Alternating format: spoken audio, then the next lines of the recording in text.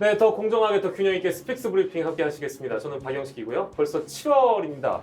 윤석열 대통령 다자외교 무대를 마치고 귀국하는데 풀어야 할 숙제가 많이 있습니다. 전국은 여전히 혼돈의 카오스라고 합니다. 시쳇말로 아주 혼돈의 도가니다 이렇게 볼 수 있는데, 여당은 여당대로 야당은 야당대로 집안 싸움에 바쁘고요. 특히 여당은 당대표의 징계를 코앞에 두고 경랑에 휩싸이고 있습니다. 다음 주에 또 결론이 나다 보니 이번 주말 사이에 또 어떤 말들이 오고 갈지 아무튼 주목되는 상황이고요. 상황이 이렇다 보니까 행정부와 입법부의 지지율은 함께 떨어지는 상황, 저희가 이번 주에도 분석을 해드렸는데, 오늘 새롭게 나올 여론조사도 한번 잠깐 다뤄보도록 하겠습니다. 오늘 세 분과 함께 하겠습니다. 배철호 리얼미터 수석 전문위원, 전기한 평론가, 스픽스의 최민호 기자와 함께 하겠습니다. 어서 오십시오. 안녕하십니까. 네, 반갑습니다. 자, 오늘 스픽스가 선정한 스픽스의 일면, 거두절미하고 바로 만나보려고 하는데요. 일면 함께 만나보도록 하겠습니다. 자, 오늘의 일면 바로 이걸 갖고 왔는데요. 저희가 별로 부동산 얘기는 저희 시간에 잘 다루지 않고 특히 경제 쪽에 관련된 얘기를 많이 다뤄보지 않았는데, 오늘 신문에는 이 내용들이 주로 많이 담겨 있습니다. 수도권 세종시 투기과열지구 일단 풀지 않는다, 이제 이 부분이고요. 한편으로는 5일부터 해제가 되는 지역들이 있죠. 대구, 수성구, 대전, 동구를 비롯해서 몇몇 지역들이 7월 5일부터 적용이 된다라는 부분입니다. 그래서 이 방향이 과연 부동산 시장에 어떤 영향을 줄지 아무튼 초미의 관심이기 때문에 집값이 떨어지는 상황에서 어떤 작용을 할지 많은 관심을 모으고 있고요. 경향신문의 보도로 만나봤고요. 서울신문 볼까요?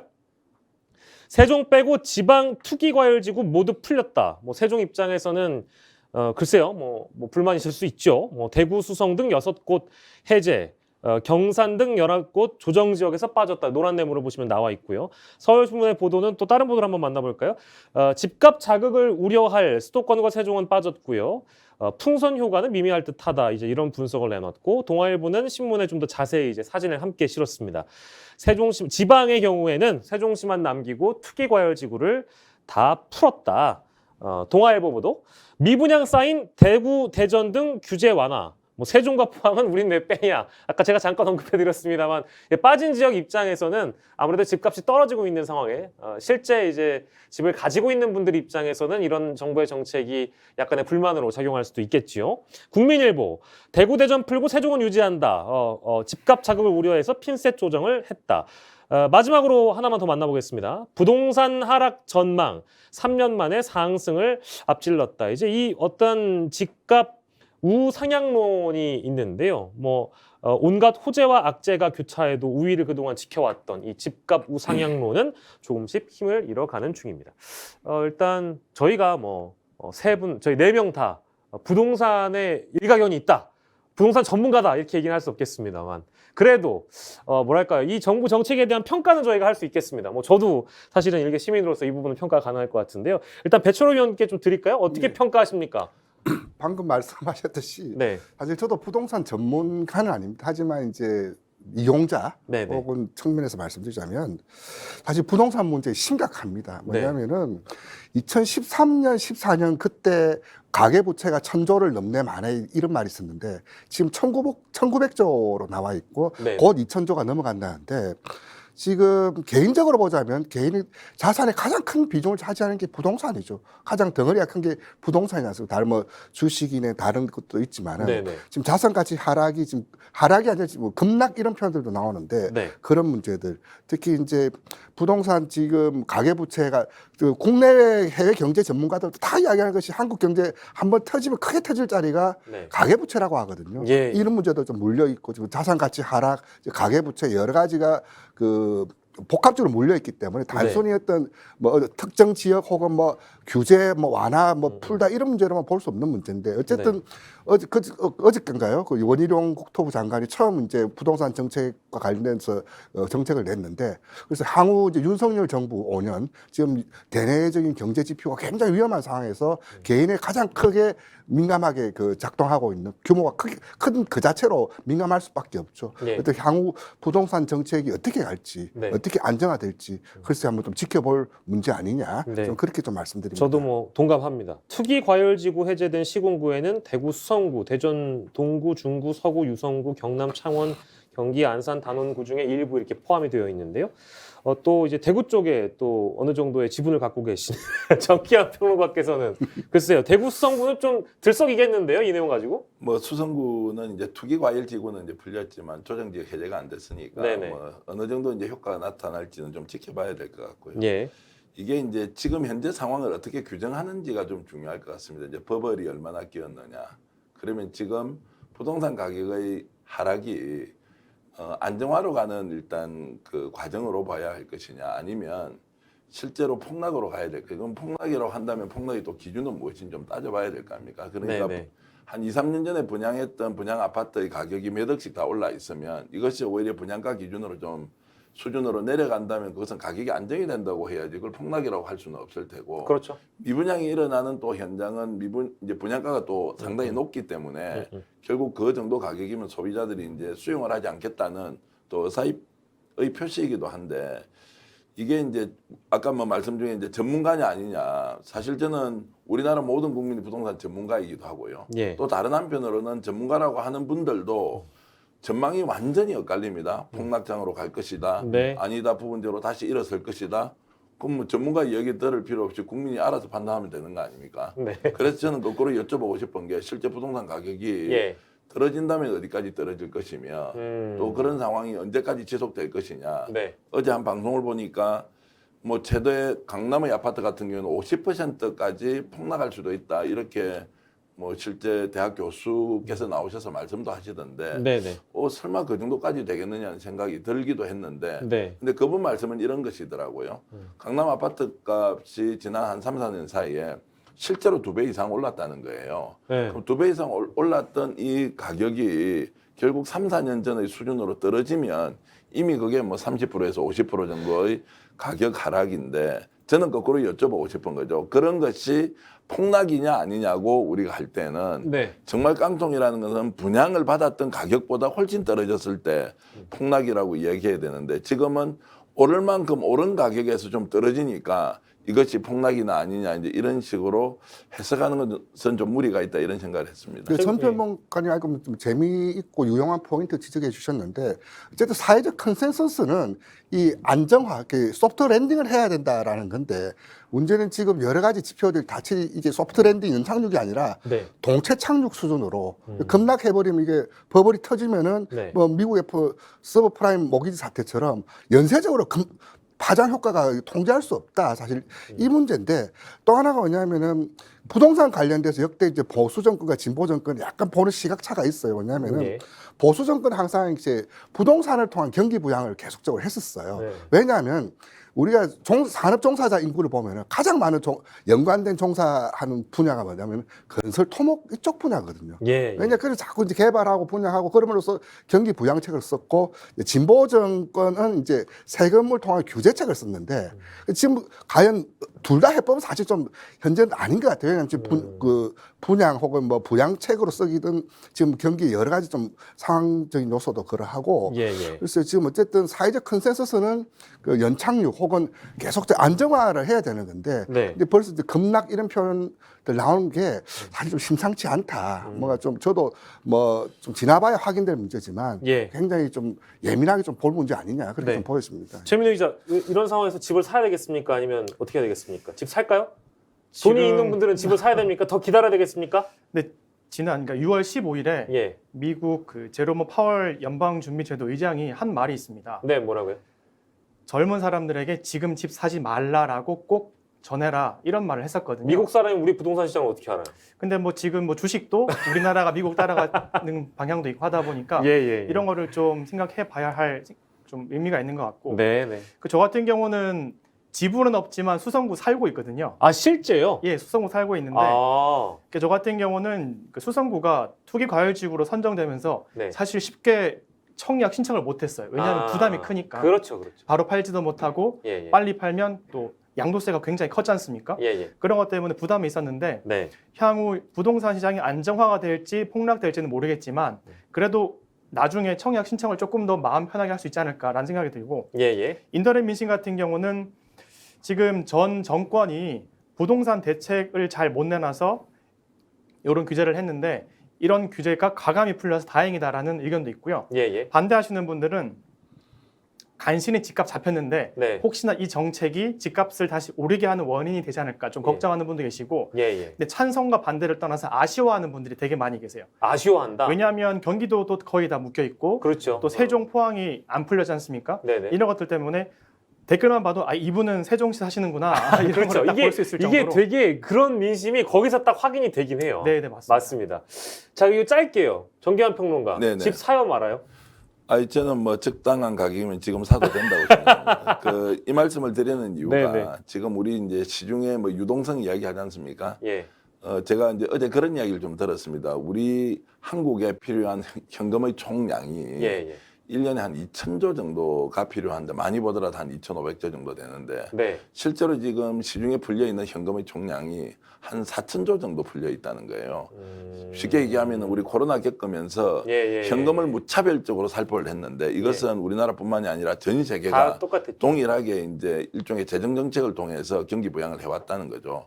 그러면 돈을 너무 많이 풀면 그러면 이제 자산이 왜냐하면 돈이 가치가 없으니까 자산은 상대적으로 가치가 높아질 수밖에 없지 않습니까? 근데 이런 것이 부동산이나 실물 자산 또는 뭐 금이나 또는 이제 우리 이제 원자재 값 상승과 직결돼 있는 부분이 있고 물론 우크라이나 사태도 있지만 그러면 우리가 이제 이 현상을 볼 때 이렇게 많이 풀려 있는 돈이 있는 상황에서 실제로 실물 자산의 대표격인 부동산이 과연 이 상태에서 폭락장으로 가느냐 이제 이런 것들이 과거에 우리가 경험했던 폭락이나 폭등이나 이런 것과 좀 다른 상황일 수 있다. 예, 전 예. 세계가 현금을 무제한 살포한 상황에서 온 이런 경제 위기이고 인플레이션이고 고환율인데 네. 이럴 때 부동산은 그러면은 연동해서 같이 갈 것이냐 네. 아니면 부동산은 최후에 갈 것이냐 네. 뭐 이런 것들을 좀 종합적으로 봐야 하기 때문에 단순하게 어떻게 된다 이렇게 판단하기는 어렵다. 그래서 갚을 능력이 있으면 예, 예. 지금 값이 좀 빠질 때 예, 예. 본인이 정말 살고 싶은 집이라면 예. 10년, 20년을 내다보고 사는 것이 괜찮다 저는 그렇게 봅니다. 예, 알겠습니다. 실거주가 목적이면 사실 언제 사도 상관은 없는 건데 이게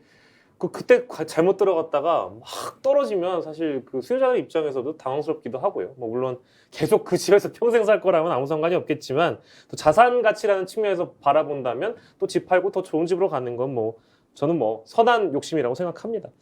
예, 일면으로 만나봤고요. 다음 주 넘어가겠습니다. 빠르게 좀 이동을 하죠. 다음 주제는 김승희 아웃 그리고 박순애 오케이라는 물음표를 가지고 왔습니다. 서울신문의 보도를 좀 만나볼까요? 정치자금법 위반 수사를 받는 김승희, 정호영의 전철을 밟나. 상대적으로 지금 제목만 봐도 아시겠습니다만 김승희 후보자는 여당에서도 기류 변화가 감지가 되고 있는 상황이고요. 박순애 후보자는 뭔가 모르겠습니다. 윤석열 대통령이 뭐 전격적으로 결단을 할 수도 있는 상황으로 나아가는 것인지 이제 수사를 받기 때문에 아무래도 여당 입장에서도 더 이상 옹호하기가 어려운 분위기로 가는 걸까요? 한겨레의 보도를 만나보시죠. 검찰 수사 대상된 김승희 보건복지부 장관 후보자, 여권에서도 낙마론이 고개를 들고 있다. 뭐 민주당 입장에서는 당연히 반대를 했었는데 이제 여당 일각에서는 이제 이런 움직임들이 있다라는 보도인 것이고요. 동아일보 보도 볼까요? 거취 문제 상황 변화 고려할 필요가 있다라는 여당의 송원석 원내수석 부대표의 언급을 싣고 있습니다. 자, 다른 후보자는 어떻습니까? 한겨레, 박순애 교육부 장관 후보자. 박순애 후보자는 과연 오케이가 되는가? 그렇지 않습니다. 국민 민심을 좀 거스를 만한 의혹이 다시 한번 나왔는데요. 이번에는 대학 조교의 갑질 논란을 한 의혹이 한겨레 보도를 통해서 나왔는데요. 일단 자신의 사무실 청소에 대한 부분을 포함해서 커피 한 잔도 꼭 반드시 우리 커피 전문점 가면 담아주는 캐리어에 담아야 되는 그런 뭐 설탕 2개를 포함해서 그런 개인 심부름을 시켰다. 뭐 이제 이런 갑질 논란이 불거져서 갑질 논란은 또 이제 국민 여론에 굉장히 또 민감하게 작용하는 부분이 있기 때문에요. 박순애 후보자, 김승희 후보자 두 분 다 문제가 됐던 보도가 많이 있는데 지금 상황적으로 봤을 때는 여당의 반응을 고려하자면 김승희 후보자는 집에 가실 수 있을 가능성이 높아지고 박순애 후보자는 윤석열 대통령이 귀국하게 되면 글쎄요 다른 선택을 할 수도 있어 보입니다. 어떻게 전망하세요, 위원님? 이 김성희 보건복지부 장관 후보자는 그 여당 아까 리포트에도 나왔지만 여당 내에서도 기류가 좀 급변하고 있는 것 같아요. 왜냐하면 이게 지금 원구성이 지금 여야 모두 교착 상태에 있잖아요. 네, 그렇다면 이제 교착 상태를 풀려면은 누가 먼저 나서야 되죠. 누가 먼저 나설 것이냐, 또 뭘 갖고 나설 것이냐. 이제 소위 말하면 성의 표시라 그러나요? 뭐 좀 의사 표현을 해야 되는데 아마 그 고리로서 김성희 보건복지부 장관 철회로 좀 그걸 좀 모멘텀으로 하지 않을까 싶고요. 예. 저는 이런 거 볼 때마다 좀 씁쓸합니다. 이렇게 혹자는 그 대한민국의 가장 극한 직업이 뭐 장관 청문회라고도 그렇게 하시는데 네네. 사실 저렇게 저분들의 삶과 예. 보통 사람들의 삶이 참 달라도 너무 다르는구나. 그렇죠. 항상 볼 때마다 좀 씁쓸한데 그래서 좀 이번에 아마 또 낙마지만은 그 이후에 지금 아직도 지금 국회가 그 내각이 완전히 구성이 안 됐잖아요. 예, 예. 어쨌든 윤석열 대통령께서 오늘 귀국하실 텐데 귀국하시고 나면 아마 주말 안에 좀 급히 서두르지 않을까. 네. 그리고 아마 둘 중에 한 분, 특히 이제 김성희 보건복지부 후보자는 네. 아마 좀 모양새를 잡는 수순으로 아마 오늘 내일 관련 뉴스가 나오지 않을까 그렇게 네. 좀 전망합니다. 저희가 좀 지켜보도록 하고 정기한 평론가. 그렇다고 해서 박순애 후보자가 국민의 공감을 얻을 것 같진 않은데요. 뭐 재미삼아 얘기 좀 해보겠습니다. 예. 국회 인사청문회가 열리면 네. 이 두 분이 다 통과하겠습니까? 두 분 중에 한 분만 통과하겠습니까? 둘 다 안 될 것 같은데요. 전 세 번째라고 봅니다. 둘 다 안 된다. 예, 예. 근데 둘 다 강행하면 둘 대통령이 다 강행하면 뭐 이제 또 민심에 좋지 않은 뭐 그 정도입니까? 민심이 좋지 않습니까? 레임덕이 바로 생깁니까? 레임덕이 바로 생기진 않을 것 같은데요. 예, 계속 쌓이고 있기 때문에 아마 두 사람 임명 강행하면 민심이 극도로 악화되어서 예. 대통령 입지가 매우 좁아질 것 같고 오늘 이제 국민의힘에서 이게 지금 검찰 수사까지 의뢰된 상황에서 좀 상황이 바뀐 거 아니냐 이 말은 이제 결국 교육부총리 박순애 후보는 통과시키고 예. 보건복지부 장관 후보인 김성희 이제 후보는 아웃시키겠다. 그러니까 이거 여야가 좀 협의해보자 이렇게 해서 일단 미끼를 던진 겁니다. 일종의 시그널이다. 예. 시그널이죠. 그 민주당이 받을 리가 없죠. 청문회 예. 빨리 하자. 예, 뭐 예. 따져보자. 예, 예. 그리고 특히 이제 박순애 후보 같은 경우에는 음주가 아시겠지만 0.25%가 넘어간다는 거는 네네. 아무리 술을 많이 먹는 사람도 예. 많이 먹는 사람 한 8병, 예, 예. 좀 적게 먹는 사람은 최소 4병 이상을 소주입니까 맥주입니까 소주입니다. 지금? 소주입니까? 네. 먹어야 이 정도 되는데 평소에 술을 얼마나 많이 먹고 다니길래 음주를 할 때 2.5 정도 0.25까지 넘어갔다는 거는 예. 사실 기자들이 그렇게 얘기합니다. 그런 음주 수치를 본 적이 없다는 거예요. 그런데 이제 재판에 가서 선고 유예를 받습니다. 그렇죠. 이 국민 정서상 이제 납득이 안 되고 본인도 지금 해명을 못 하고 있어요. 자, 그런데 이 두 분이 실제 인사청문회 가면 안 될 텐데 지금 분위기로 봐서는 못 간다는 거 아닙니까? 네. 그러면 결국 교육부총리는 이제 임명을 하고 보건복지부 장관 후보는 이제 낙마시키고 교체함으로써 상황을 돌파해 보겠다. 이런 이제 속내가 그대로 드러나는 것 같습니다. 네. 근데 이거는 뭐 당연히 뭐 저희가 이따 뭐 여론조사 잠깐 만나볼 건데 그런 결정을 하게 되면 당연히 그 국정 지지도에 영향을 줄 거고 정당 지지도에 영향을 주지 않겠습니까? 폭락으로 갈 수도 있어요. 폭락으로 갈 수도 있다. 왜냐하면 지금 내리막길에서 악셀에다 밟는 그 모습하고 뭐가 다릅니까 지금? 지금 이제 어쨌든 그 국민 의견 듣겠다 혹은 뭐 쇄신하겠다 이런 뭔가 좀 달라진 걸 보여줘야 될 상황인데 예, 예. 곧 이제 갤럽에서 그 발표한 자료가 또 예, 언급할 예. 테지만 지금 대통령 지지 연일 떨어지고 있거든요. 네, 네. 이 상황에서 강행 처리한다는 것은 민심과 정면으로 이제 거스러워하겠다. 이게 뭐 그 사인으로밖에 읽을 수가 없는데 아마 지금 모양새를 좀 찾고 주말 안에 뭔가 좀 달라진 그 결과물 내나 뭐 주초부터 월요일부터는 좀 다른 모드로 좀 임하겠다. 아마 좀 이러면 오늘에도 뭐 나오지 않을까 저는 그렇게 좀 보여집니다. 알겠습니다. 일단 예 말씀하시죠. 그 실제 대통령이 이제 이번 내각 구성하면서 정말로 한 사람을 장관으로 줘야 될 때 나경원 의원이 있었어요. 네. 근데 나 의원 같은 경우에는 작년에 사실은 갑작스럽게 강남에 부동산을 사는 바람에 인사검증을 사전에 준비하는 과정에서 야, 이거 초기에 이게 인사청문회하면 큰일 나겠다 싶어서 본인도 그런 상황이 있을 줄도 모르고 윤석열 또 대통령은 나경원 의원과 특별한 관계가 이제 서울대학법대 다닐 때부터 있었고 가족 간에도 굉장히 가깝다는 거예요. 그래서 저는 이번에 이제 이분 나경원 의원이 뭐 특사도 갔다 오고 이랬지 않습니까? 그러면 굳이 이번에 이제 여성을 꼭 임명을 해야 됐다면 교육부총리나 또 보건복지부 장관 특히 이제 보건복지부 장관 같은 경우는 사실은 반드시 보건 분야 전문가가 아니더라도 예. 뭐 정치 중에서 많이 갔지 않습니까? 그럼 나경원 의원 정도로 해서 의원 출신이 가면 아무래도 국회에서 여야 간에 네네. 그 의원에 대한 약간의 메리트를 주는 게 있지 않습니까? 네네. 그렇게 갔으면 되는데 하필 여성을 뽑더라도 이런 분을 뽑아가지고 이거 온 동네방네 지금 뭐 우사거리가 돼 있는데 이거 그러니까 낙마시키지도 않고 그렇다고 강행도 못하고 이런저런 상황에서 결과적으로 윤석열 대통령만 부담을 잔뜩 안고 예. 있는 상황 아닌가 이런 생각을 좀 하고. 뭐 스스로 뭐 어떤 거취를 후보자들이 결정하는 상황이 또 아닌 걸 보니까 대통령한테 일단 공이 넘어간 것 같은데 뭐 아무튼 뭐 지금 두 분 다 말씀해주신 대로 오늘 뭐 아무튼 주말 사이에 어떠한 움직임이 있지 않을까라는 생각도 듭니다. 자, 말씀. 근데 김성희 후보 쪽에서 생각해 보십시오. 저렇게 지금 당하고 있는데 지금 자기 스스로 자진낙마하고 가버리면 네. 자기 인생은 또 어떻게 됩니까? 차라리 임명받지 않고 시도 안 했으면 그런 자신의 약점이 노출도 안 됐을 건데 이제는 억울해서라도 못 나가겠다. 그랬으면 대통령이 나가라면 나가겠지만 버틸 만큼 버틴 거는 지난번에 정호영 후보 때 보시지 않았습니까? 아, 예, 맞습니다. 본인은 굉장히 억울하다는 거예요. 이렇든 저렇든. 그리고 이분들을 개인적으로 만난 분 얘기를 들어보면 사회통념의 범위 안에서 이 정도 안 하는 사람이 있나? 정말 당신도 그러면 인사 검증 한번 받아볼래? 이 말은 너도 한번 죽어볼래? 뭐 이런 말인데 예. 그런 이야기를 할 정도로 당사자는 억울한데 지금 이 상황에서 정말 뭐 이쪽 뺨 저쪽 뺨 다 맞고 그냥 물러나기에는 본인 스스로 너무 뭐 괴로울 것 아닌가 이런 생각 듭니다. 과연 국민들은 그렇게 생각하고 있습니까, 최민호 기자? 지금 워낙 사안이 크다 보니까 예. 옹호하는 분을 찾을 수가 없었는데 일단 뭐 편이 국민의힘 없을 거예요. 편이 네. 없어. 국민의힘 지지자로 보이는 댓글인데 네. 김승희 후보자는 법 위에 국민 여론이 있다는 것을 알고 대통령이 임명 처리하기 전에 스스로 좀 물러났으면 좋겠다라는 댓글이 굉장히 와닿더라고요. 네네. 그리고 또 진보 쪽에서는 아직 사퇴 안 했나요? 라고 되물어 보시는 분도 계시고 네네. 이러다가 올해 장관 안 치겠냐라고 걱정하시는 분도 계셨습니다. 예. 근데 저희가 지금 뭐 상세하게 보도 안 했지만 박순애 후보자의 갑진 논란 같은 경우 제가 살펴보니까 예. 연구실 뭐 바닥 청소뿐만 아니라 뭐 물건 정리까지 시키고 이 전에 청소를 담당한 인수인계를 받았대요. 네네. 그 사람한테 거울은 뭐 어디에 있어야 되고 이 물건은 여기에 있어야 된다.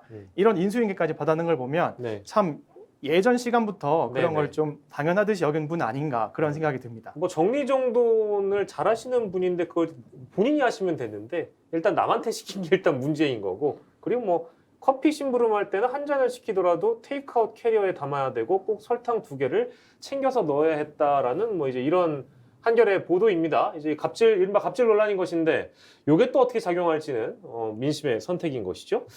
자, 다음 주제로 넘어가겠습니다. 다음 주제는요. 섬으로 떠나볼까 합니다. 요즘 뭐 이제 해외여행 슬슬 많이들 가시죠? 저희 이제 휴가 대신에 이 아일랜드로 가보려고 해요. 준석 아일랜드. 예. 외딴 섬. 외로워요. 그는 외롭습니다. 왜 외로울까? 어제 저희가 잠깐 다뤄봤는데요. 친윤계로 이제 분류되고 있는 비서실장이 물러나면서 이게 지금 사실상 사면 초과에 몰린 거 아니냐라는 이제 보도인 것인데요. 박성민 전 비서실장의 사퇴를 두고 이게 윤석열 대통령의 윤심이 담긴 거 아니냐라면서 여당 내는 술렁술렁 거리고 있습니다. 영남일보 보도였고요. 조선일보는 참 이런 거 칭찬해주고 싶어요. 뭐 조선일보 자체를 칭찬하는 게 아니고요. 제목을 잘 졌다. 이준석과 헤어질 결심. 이게 박찬욱 감독의 최근작인데요.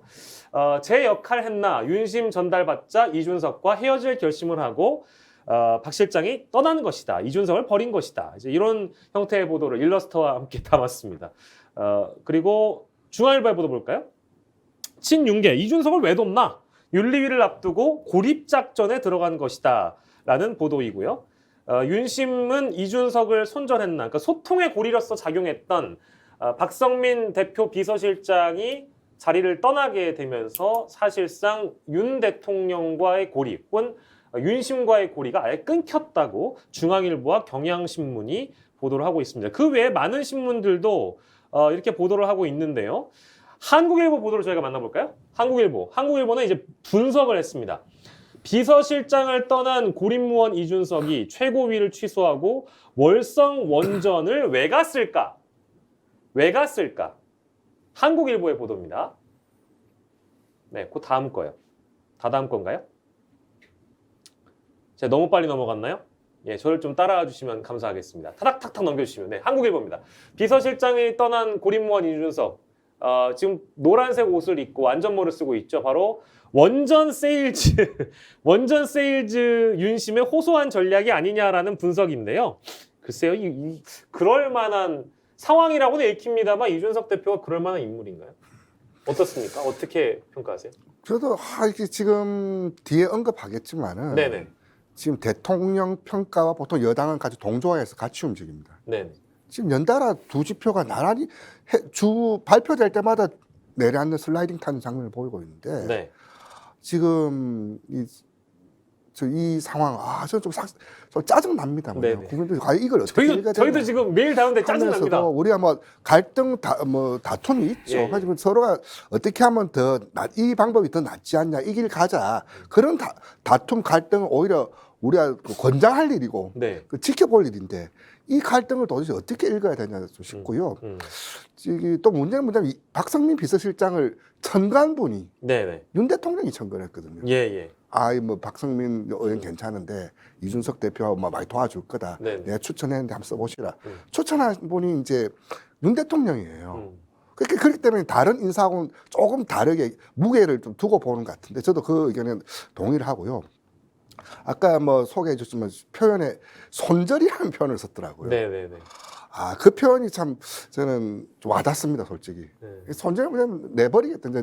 이제 그만하겠다는 그 말인데, 지난번 이제 이준석 대표가 대선 기간 두 번의 큰 이제 나름대로 어떤 내부 충돌이 있었잖아요. 한 번은 네. 울산회동, 한 번 본회의 발언하면서 극적인 봉합이 했는데, 이번에는 좀 심상치 않을 것 같습니다. 저는 처음엔 단순히 견제구 혹은 내지는 주의 정도라고 해서 그때 투스톤 대전 2 이제 정진석, 이준석 그렇게 봤을 때 그 정도 아니었냐라고 보는데 지금 윤핵관 갈등을 거치면서 어쨌든 친윤 쪽에서는 이 이준석하고는 더 이상 할 수 없다. 네네. 그렇게 좀 정리된 징후 혹은 첫 걸음이 이제 박성민 비서실장 사태 아니냐. 예. 좀 그렇게 좀 보여집니다. 네, 여러 가지 지금 시나리오들이 나오고 있는데 기자들이 이런 상황에 이준석 대표가 내몰리니까 질문을 했나 봐요. 자진 사퇴설도 나오는 거 아니냐. 자진 사퇴한다고 말한 적도 없는데 기자들이 물어보면 얼마나 기분 나쁘겠습니까? 그러니까 이준석 대표가 이렇게 대답을 했다는 거예요. 한겨레 보도를 저희가 좀 만나볼까요? 한겨레가 이제 이준석 대표가 뭐라고 얘기를 했는지를 실었는데요. 제목에 실었습니다. 이준석, 친윤과 장기전 예고. 그들이 감당 못하게 달랠 것이다.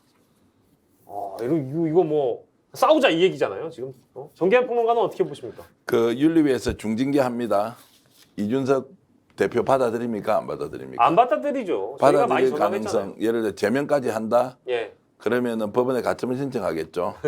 받아들입니까? 안 받아들입니까? 또 안 받아들입니다. 네. 그래서 법적으로 이제 다투어 보자 이렇게 갑니다.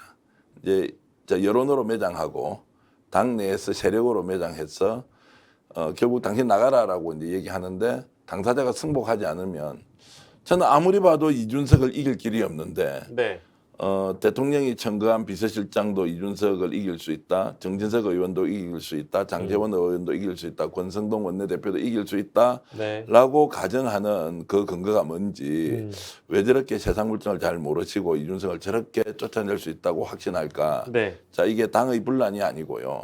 이준석은 이미 자신을 징계하기 전에 자기 정치 하겠다고 선언했어요. 네. 원정 간다는 건 윤석열 대통령 보라는 것이 아니고 너희들이 어떤 소리 하더라도 나는 나대로 움직이는데 이런 상황에서 죽이려면 죽여봐라. 나는 절대 안 죽는다. 그리고 마지막에 너희들을 죽이고 내가 죽는 한이 있더라도 나는 안 죽는다.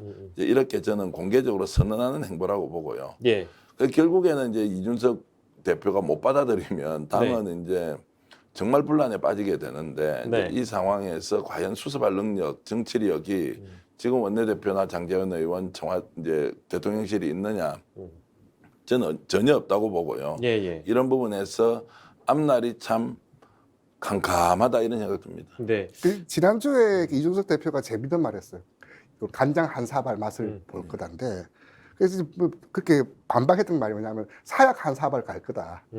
그런 말이 나는데 저는 이번 그 보면서 이 박성민 실장 그 친윤 그룹에서 단단히 벼르고 있구나. 이번에 어정쩡하게 뭐 드러내지 않으면은 더 길게 갈 수 있다. 차제 확실하게 드러내겠다라는 그런 박성민 비서실장 이분 발언해 보면 행간해 보면은 그런 느낌도 살짝 좀 묻어나는 것 같아요.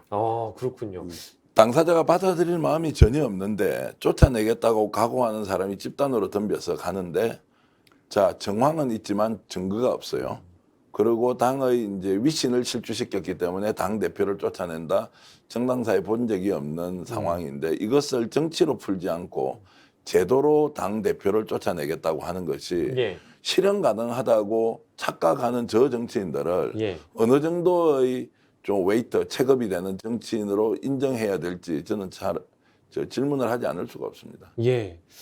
두 분 다 상황에 대한 종합적인 어떤 전망까지 좀 해주셨는데 어제 성상납 의혹과 관련된 그 접대 주장을 하고 있는 아이카이스트 김성진 대표 있죠. 옥중 조사를 진행하면서 접견 수사를 했어요. 그래서 어떤 내용들이 나올지 저희가 좀 주목을 사실 해보긴 했는데 관련 보도를 좀 만나보도록 하겠습니다. 국민일보 보도를 만나볼까요?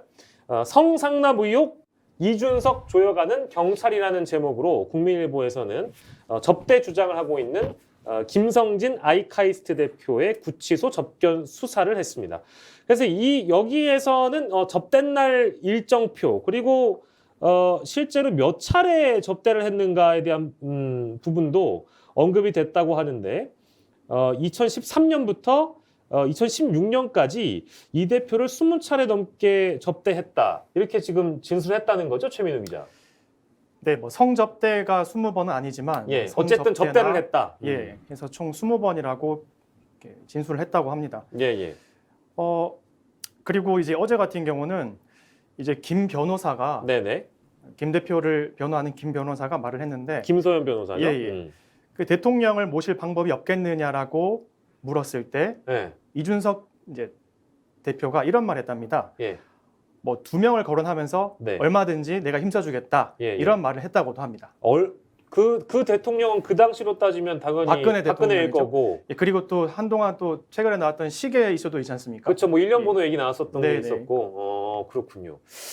이제 그런 상세한 내용들이 나오긴 했지만 이게 뭐 사실은 징계위에서 징계를 할 때 굉장히 어떤 확증적인 명분이 된다든지 그러진 않지 않겠습니까? 뭐냐면 이게 사실 수순이 좀 잘못됐어요. 뭐냐면 경찰 수사라든지 이제 객관적인 팩트와 예. 증거가 충분히 있고 그것이 네. 이제 어느 정도 좀 확인이 됐을 때 그렇다라면 당신은 이러저러하지 않냐라고 이제 그래서 우리는 뭐 징계를 어떻게 한다라고 했어야 되는데 네네.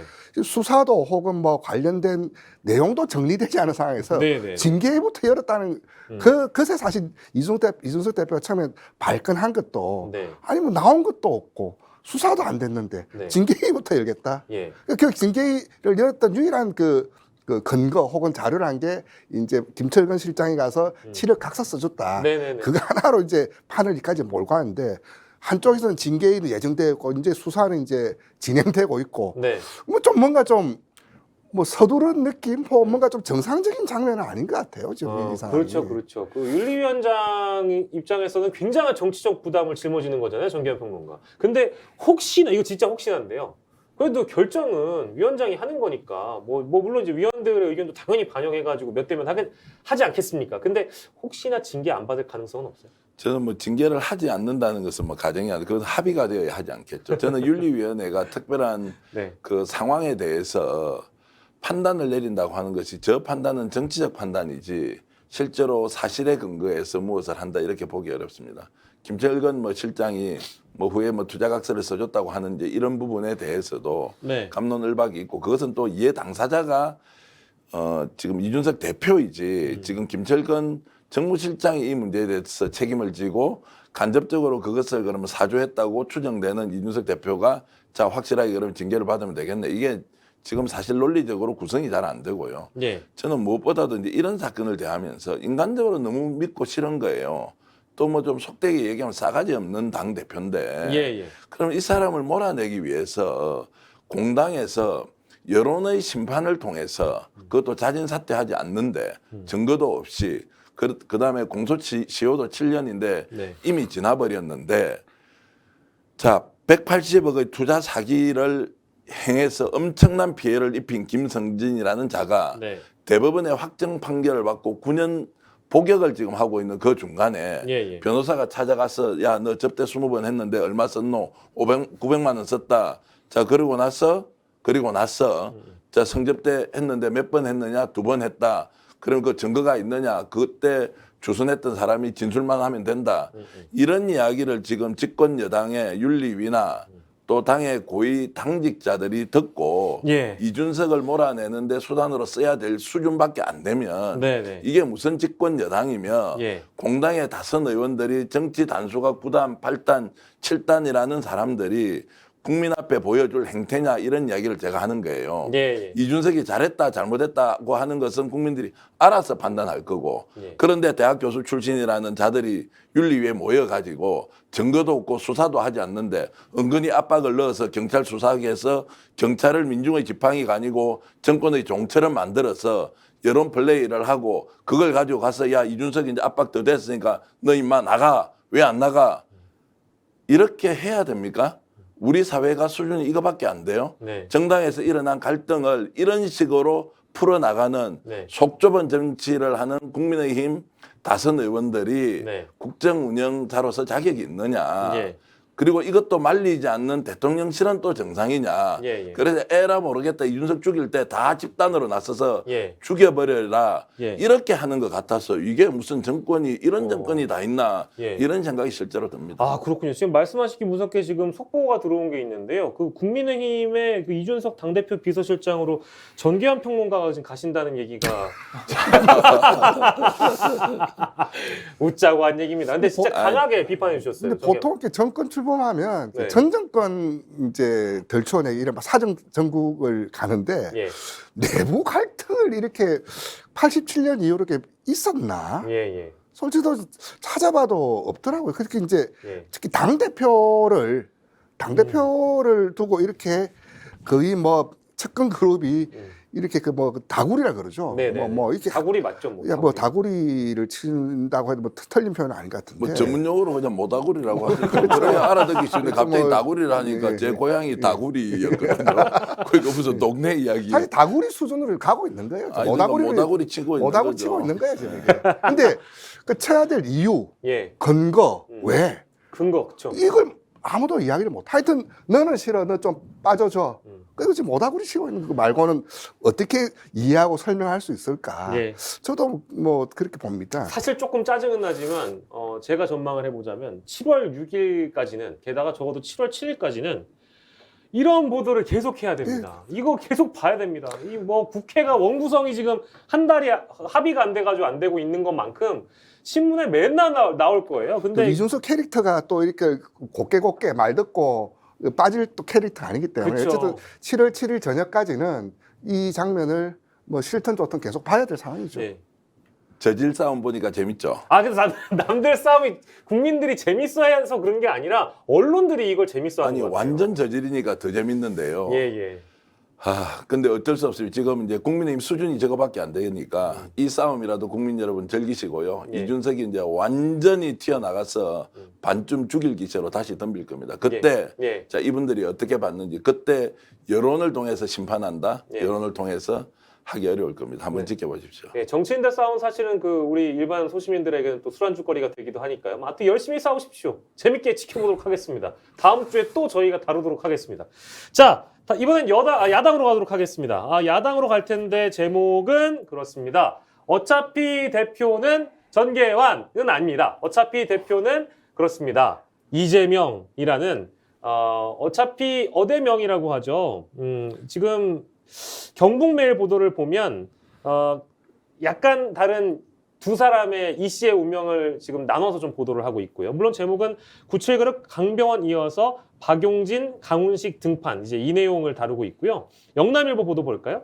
어대명의 판세를 바꿀 변수가 될 수 있을까 이제 대한 부분인데 이재명, 97그룹 당권 경쟁 과연 누가 여기에서 승부를 내서 이길 수 있을까? 근데 어차피 이재명 의원에게 유리하다라는 보도가 이어지고 있는 상황이고 중앙일보 보도 볼까요? 박용진 당대표 출마 얘기 나오고 이제 강훈식 의원은 내일 모레 출마 선언을 할 예정이라고 중앙일보 보도가 나오고 있습니다. 근데 이 사실은 세계일보 보도를 만나보면 97세대들이 각계전투한 다음에 연대하지 않겠냐. 한 명으로 몰아줄 거다. 근데 그래도 이재명 못 이길 거다. 이런 전망들이 우세한 그런 상황이고요. 출마 러시는 계속해서 이어질 상황인데 분석보다 실제 민주당 내부의 당권 투쟁을 국민들은 어떻게 바라보고 있는지 좀 잠깐 짚어볼까요?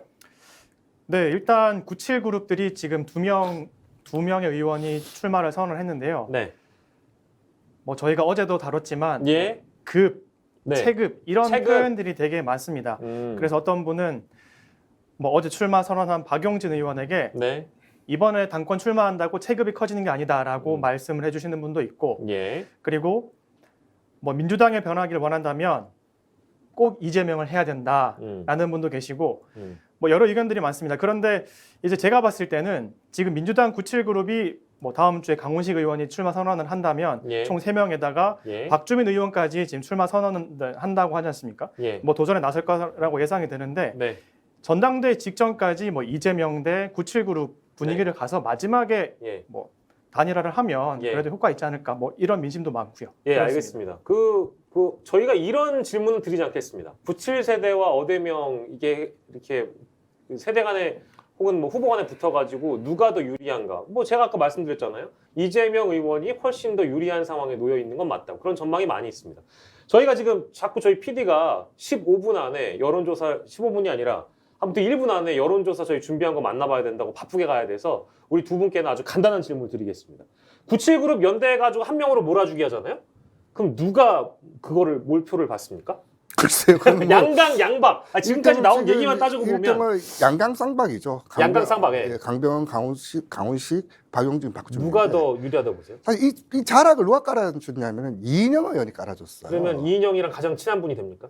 이제 저는 그렇게 보는데 왜냐면 그렇습니까? 이인영 의원이 86들 이렇게 나서면은 예. 오히려 더 악화된다. 오히려 97들이 예, 예, 나서라. 예, 예. 내가 안에서 그 좀 조정 조율을 하겠다. 네. 그렇게 판을 깔아줘서 양강쌍박이 이제 등장했는데 예. 저는 이제 오히려 왜 그 말씀드리냐면 그 키는 예. 흐름은 예. 오히려 자기들끼리 좀 요란스럽게 좀 시끌벅적해야지 이렇게 활로가 열리지 않냐. 예, 예. 이제 그렇게 나온 것 같은데 네. 오히려 결과는 예. 오히려 당내 86그룹들이 예. 그 누구한테 갈까로 모아지지 않을까. 아. 4명 중에 예. 굳이 꼽는다면 물론 뭐 까봐야 알 일이지만 예. 그래서 저는 그렇게 봅니다. 그 배경을 짚어줬고 정계환 평론가는요? 이제 상식 수준에서 보면 박용진 의원이 이제 체급이 제일 좋죠. 저 예, 네 예. 분 중에서는. 대선 그래서 후보까지 나왔었습니까? 뭐 그러니까 제일 좋을 거고요. 그러면 이제 재미는 좀 덜 할 거고 예. 실제로 이제 1대1로 맞짱 대결을 한다면 강병원 의원이 상당히 이제 그 힘을 내어서 한번 싸울 수는 있을 거다. 예. 저는 97그룹에서 이제 단일화는 당연히 해야 되는 거고 예. 이번에 이분들이 이제 여러 그 의원들이 이제 동시에 출마하기로 한 것은 매우 고무적이다. 첫 번째는 이재명 후보가 출마하는 것을 기정사실로 받아들이고 예. 이제 어쨌든 대결을 한번 해보겠다고 구도를 만든 것이고요. 네. 그럼 이제 이재명 후보 쪽에서는 더욱더 이제 명분을 얻게 되는 거죠. 네. 어대명이 중요한 것이 아니라 누구하고 붙느냐가 중요한 것이고 두 번째는 97그룹에 대해서 비판적 시각이 많은 것 뭐 잘 아시지 않습니까? 예. 이분들의 헌신성, 희생 그리고 결단, 혁신 뭐 이제 이런 것들이 지금 보여주지 못해서 좀 비판을 많이 받았다는 것 아닙니까? 그럼 나이는 50대 전후인데 예. 예. 그 50살 전후인데 네네네. 뭐 하는 거는 뭐 그냥 86이나 다를 게 없었다. 예. 예. 그러면 이번 기회에 이분들이 민주당을 쇄신하고 변화시키는 예. 새로운 모습으로 선거 캠페인이든 또는 단일화 과정이든 예. 또는 그 정책을 놓고 이재명 후보와 대결할 때 보여주는 그 결기가 매우 중요하기 때문에 97도 나왔는데 86그룹과 다를 게 없다. 이것은 본인들에게 치명적입니다. 이재명 후보가 당 대표가 되고 말고의 문제가 아니라 예. 예. 이분들이 이번에 당을 혁신을 하고 새로운 청년 리더로서 뭔가 국민에게 비전을 제시하는 것이라면 예. 정말 네 사람이 잘 모여서 룰도 민주적으로 정하고 결과도 그대로 수용해서 한판 붙을 때는 정말 이재명 후보하고 여한 없이 한번 붙어서 민주당을 새롭게 일으키고 그때 이재명 후보한테 비판할 거 다 비판하고요. 또 이번 선거의 연이은 패배에 대한 책임도 다 묻고요. 예. 그러면서 다시 민주당이 황골탈퇴하는 이런 동력을 이 네 분이 만들어낼 막중한 책무가 있다 이런 말씀을 드리겠습니다. 예, 알겠습니다. 자, 97세대 어떻게 정리되는지 저희가 지켜보도록 하고요.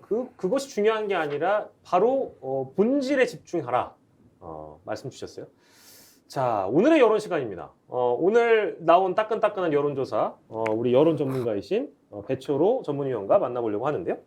자, 여론조사가 10시, 오늘 금요일 10시에 발표된 내용이 있습니다. 한국갤럽의 조사인데요. 전국 만 18세 이상 남녀 1000명, 표본오차 플러스 마이너스 3.1%, 응답 방식 전화조사고요. 조사 기간은 6월 28일에서 30일까지였습니다.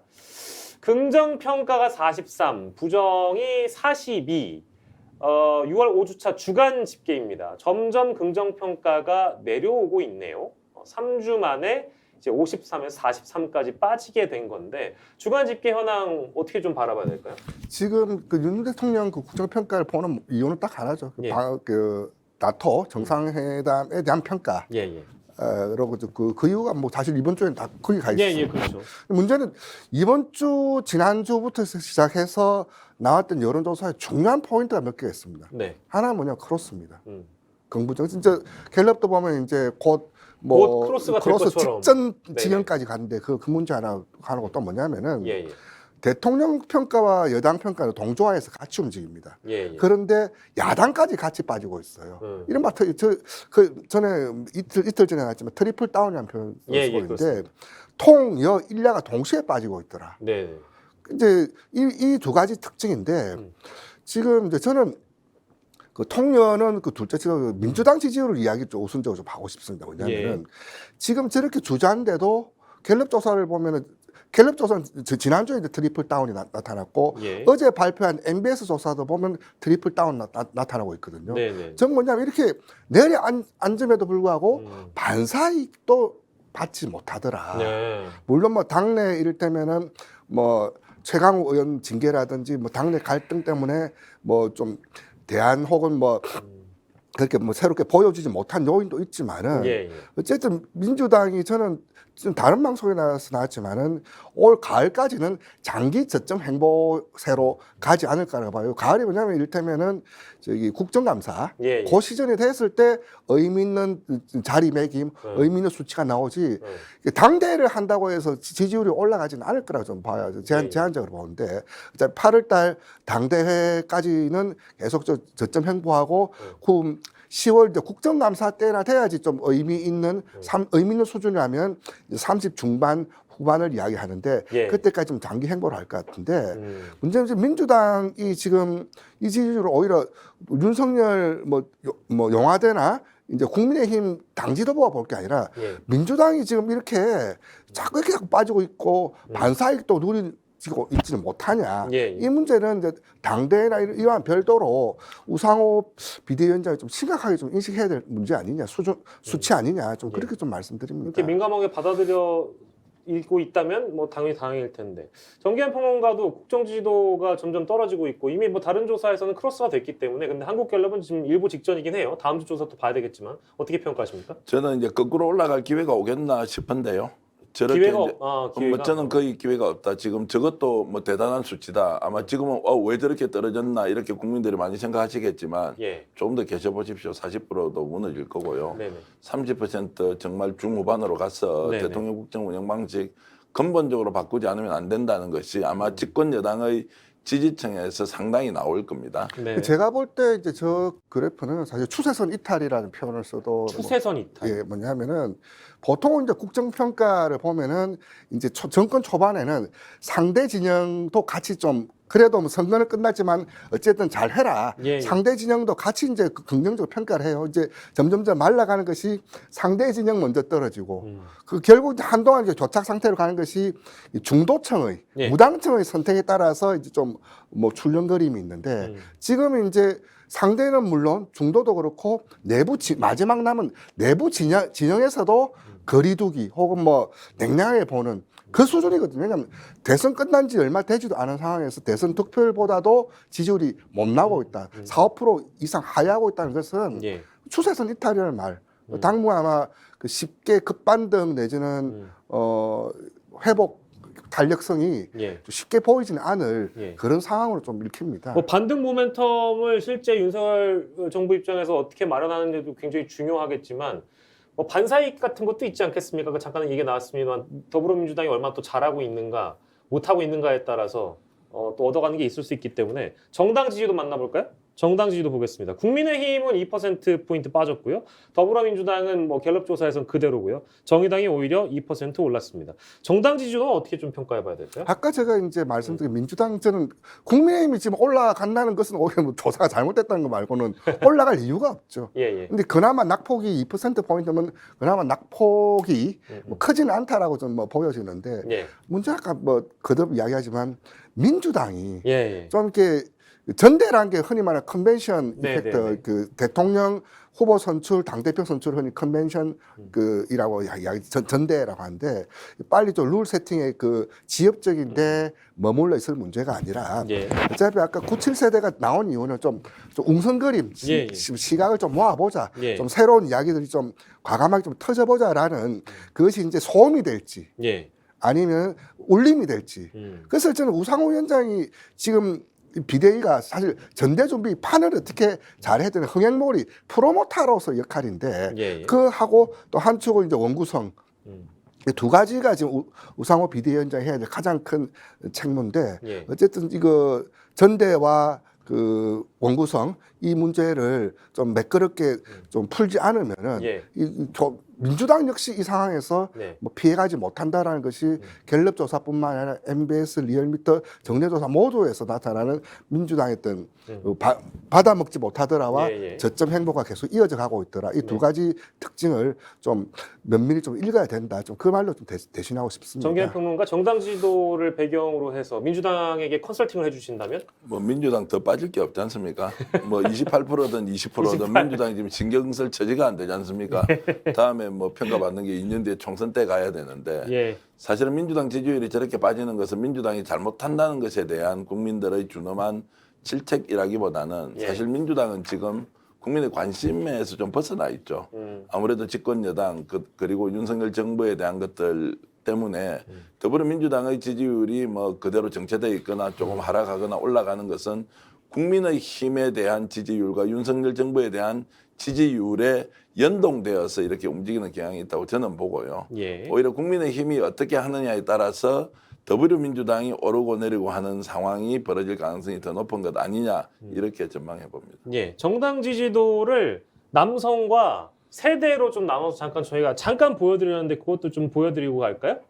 예, 좋습니다. 2022년 6월 정당 지지도의 성 연령별 지지율입니다. 남성 전체로 보면 국민의힘 높고 여성도 높고 뭐 아까 이제 이걸 종합해서 아까 그 정당 지지도가 나온 거기 때문에 근데 아래나 위나 이렇게 살펴봐도 대선 때 봤던 그래프랑 큰 차이가 아직은 없어 보이는 것도 있는 것 같고 어떤 부분을 좀 주목해서 봐야 될까요, 저거는? 결국 이제 그 이대나 미대냐 2030 흐름을 저는 예, 늘 예. 주목하면 왜냐하면 이게 4050, 6070 이미 굳어졌어요. 예, 예. 결국 이제 2030의 움직임이 유동성이 전체의 어떤 방향성을 결정하는데 지금 보자면은 아까 그 그래프 다시 한번 예, 예. 다시 한번 보여주세요. 띄워주자면 예, 예. 보시면 그리고 이제 민주당이 이제 밑에 여성 이대남, 이대녀에서는 어차피 이대녀, 삼대녀가 전체적으로 민주당을 그렇죠. 좀 끌고 흔히 말하는 개딸, 네네, 개딸들. 이제 그 여실이 좀 예. 나타나고 있고 예. 결국 이제 이대남, 네.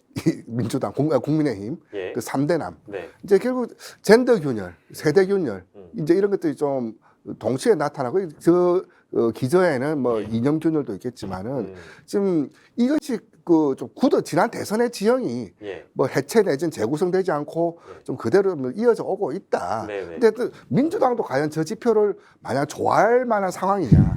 저는 또 그렇게 안 그렇게 좀 보거든요. 예, 예. 좀 이제 그 오히려 3040 특히 이제 그 좀 그쪽에 좀 주력하고 특히 50이 중심이 된 예. 그쪽을 가야 되는데 지금 볼 때만 민주당도 그닥 그렇게 힘을 발하지 못하고 있는 좀 그렇게 좀 보이고 국민의힘은 뭐 6070 저 그래 보시면 알겠지만 60%를 넘잖아요. 예. 이제 뭐 거기서 이제 저기는 뭐 그냥 상수네요. 그렇죠. 상수. 이제 뭐 그렇죠. 네, 상수를 적용하는 것 같고 대통령 직무수행평가 한번 만나볼까요? 이것도 마찬가지로 성별과 세대별로 나눈 것으로 좀 보이는데 왼쪽에 이제 진한 그래프가 현재 잘하고 있다고요. 이제 좀 흐리게 나온 것이 잘못하고 있다, 즉 부정률을 표현하는 것인데 여성 쪽으로 가면 20, 30, 40이 여성들은 잘못하고 있다에 굉장히 많이 꽂혀 계신 것 같고요. 남성들은 반대로 2030이 잘하고 있다, 또 50, 60, 70도 잘하고 있다고 굉장히 우월하게 보입니다. 근데 진종관 평론가가 예. 아주 재밌는 이야기를 했어요. 저걸 보고요? 그 이대남 이런 현상에 대해서 이준석이 예. 만약 당대표 밀려나면 예. 저 이대남 20대 저게 싹 빠질 거다. 지지율 저 어떻게 감당할 거냐. 어. 그거는 알고나 하시냐. 예. 이제 글쎄요. 저 만약 7월 7일 이후를 지표를 보는 또 하나 장면이 그렇다면 저게 이준석 징계와 예. 이제 이른바 지지층이라고 할 수 있는 이대남 예. 저 층들의 또 연동 상관관계 예. 어떻게 연동하고 있을까. 저는 이제 그 대목도 좀 기다려지는 포인트입니다. 예, 알겠습니다. 정기환 평론가, 지금까지 만나본 여러 여론조사를 토대로 해서 정기환 평론가 평가를 해주신다면 이대남, 이대녀 현상은 뭐 지속될까요?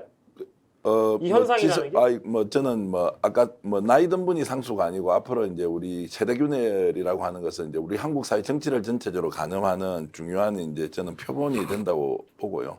2030의 이제 정치 관여도가 점점점 높아질 것이고 네. 당연한 것이고 또 그분들이 주도하는 정치를 이제 만들어가서 적극적으로 참여해서 한국 정치를 바꿔야 될 또 역할까지 있다 이런 생각이 듭니다. 저는 그 남성들의 대통령 지지율이 높은 거 보고는 역시 우리나라 남자들은 우리 윤석열 대통령처럼 화끈한 사람을 확 밀어주나?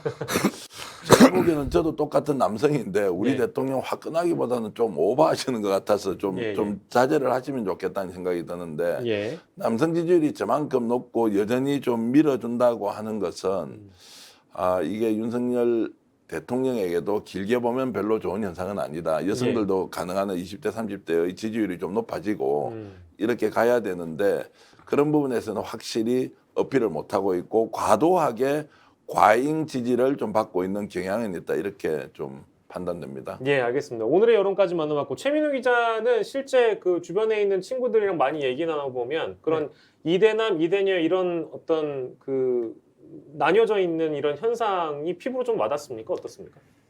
제가 대구 살아서 그런지는 모르겠지만 예, 알겠습니다. 예, 맞다. 확 그걸 생각 와닿진 못했네요. 예. 네. 근데 제 주변에 보면은 대부분 다 뭐 네. 보수 친구들이 많은데 예. 또 진보적 친구들 말을 들어보면 최근에 뭐 취임 이후에 큰 일들을 많이 했지 않습니까? 네네. 뭐 장관 임명이라든지 그리고 또 최근에 갔던 나토 가가서 뭐 노루각수나 네네. 눈 감은 사진이 올라오고 이런 거를 들어보면 네. 이런 것들 때문에 오히려 더 윤 대통령에 대한 좀 비난적인 네. 좀 긍정하지 않는 네네. 부정적인 의견이 많은 것 같습니다. 근데 뭐 또 한편으로는 뭐 굳이 그런 사진을 찍었을까? 혹은 뭐 노루각수, 우리 대통령이 측은하다. 이제 이런 메시지도 있었다는 점을 저희가 같이 실어드리도록 하겠습니다. 자, 오늘 세 분과 함께 스펙스 브리핑 함께했습니다. 배철호 리얼미터 수석 전문위원, 정기환 평론가, 그리고 스펙스의 최민우 기자와 이 시간 함께했습니다. 고생하셨습니다. 네, 오늘의 한마디입니다. 돈이면 다냐? 일제강점기 강제동원 피해자 배상 문제를 풀기 위한 민관협력기구가 다음 주에 출범을 한다고 하지요. 윤석열 정부는 꽉 막힌 한일 관계를 풀기 위해서 전향적 행보를 예고해 왔으니까 취지나 의도가 뭐 나쁘다고는 할 수는 없겠습니다. 그러나 해법에는 다양한 이견들이 나오고 있습니다. 지금까지 나오고 있는 보도를 종합해보면 한일 양국 정부가 강제동원 피해자 1인당 1억 원씩 보상할 수 있는 300억 원대 기금을 조성하는 방침이라고 하는데요. 그 방향이 한국 정부 차원의 기부금이거나 혹은 한일 양국 정부의 모금 활동을 통한 기금 조성이라는 것입니다. 모금이든 기부금이든 거의 모든 해법에서 빠져있는 핵심은요. 일본이나 전번 기업으로부터의 사죄는 언급되어 있지 않고 일본 정부 차원이나 전번 기업으로부터의 배상은 논의에서 제외가 돼 있다는 겁니다. 우리 외교부가 주도하는 이 논의의 핵심을 바로 피해자들에게 얼마를 주느냐에 대한 문제로 풀어서는 안 됩니다. 누가 배상하느냐, 또 어떤 태도로 배상하느냐, 이게 제일 중요합니다. 돈이 다가 아니다. 스픽스 브리핑을 마치도록 하겠습니다. 고맙습니다.